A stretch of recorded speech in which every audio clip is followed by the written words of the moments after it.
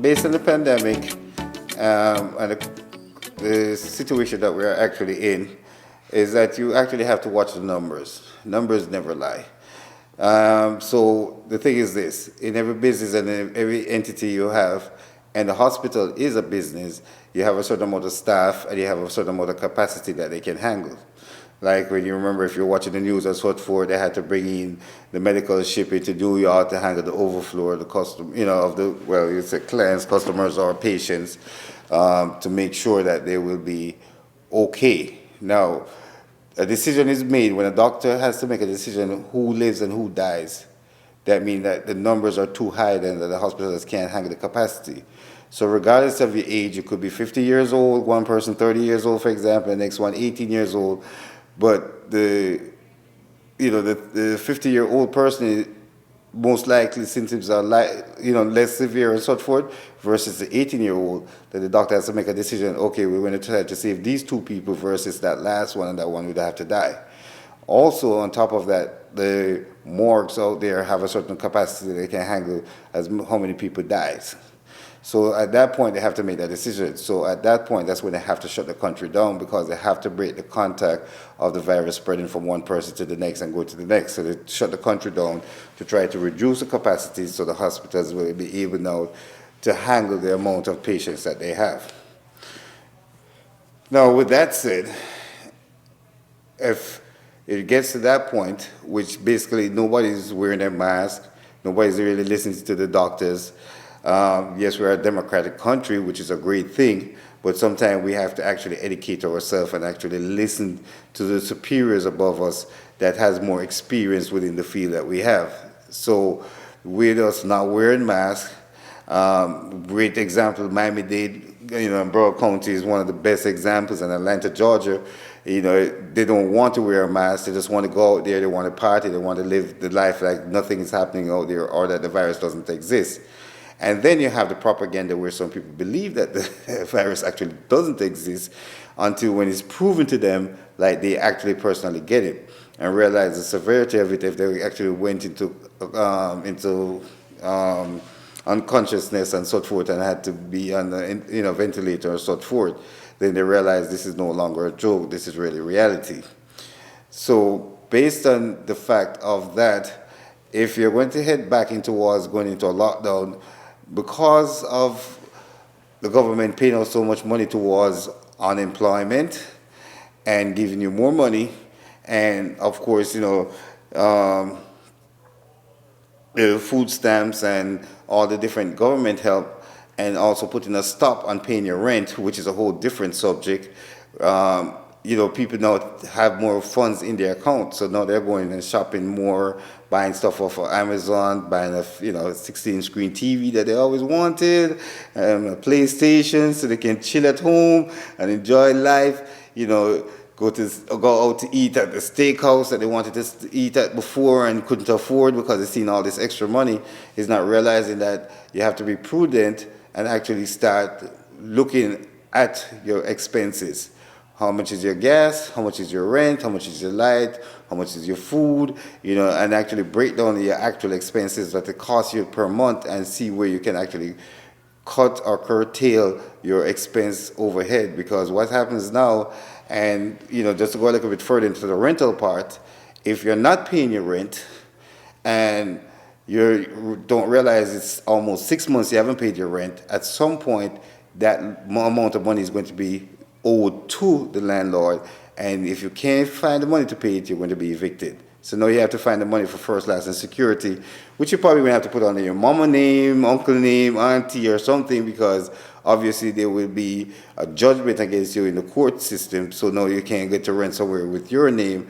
And if you go ahead too and ask the credit card companies and so forth to do forbearance or to put the money that you owe for your payments to the end of the loan, they would actually cut the amount of your credit limit. So if you had a $10,000 credit limit and you did that to them, they know that you're not financially secure, and they would actually take that limit and reduce it now to what you actually owe them, which would also destroy your credit. So hence, can't rent somewhere. Now, what would I do, or what should you do after you consider looking at all the expenses that you have had and knowing exactly what you owe and how much you have to pay and what you have coming in, then at that time now you have to look at different avenues. Everybody has will tell you what works for them. I can tell you what works for me. I can tell you, you can tell me what works for you, or sort forth. But now you have to look at the different avenues of how you can try to generate income besides whatever you're getting from the government, because sometimes it will come to an end. Now, you could buy gold, you could buy a car when needs a little bit of work, fix it to sell it. You could start a bakery selling, baked goods to people. You could cook food and, say, okay, like say Thanksgiving is coming up and, I want to have, I need to find somebody who can cook a turkey for me or, because I want to have my family members over. If you know how to plan that social distancing properly, so you still can, immediate home, house family or so forth.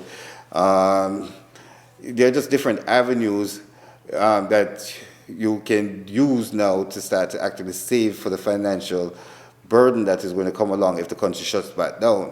Also, you have to look at what goods you have in your pantry. Do you have enough to take you through the next 3 months in canned goods or dry goods versus, I'm going to the restaurant to eat out.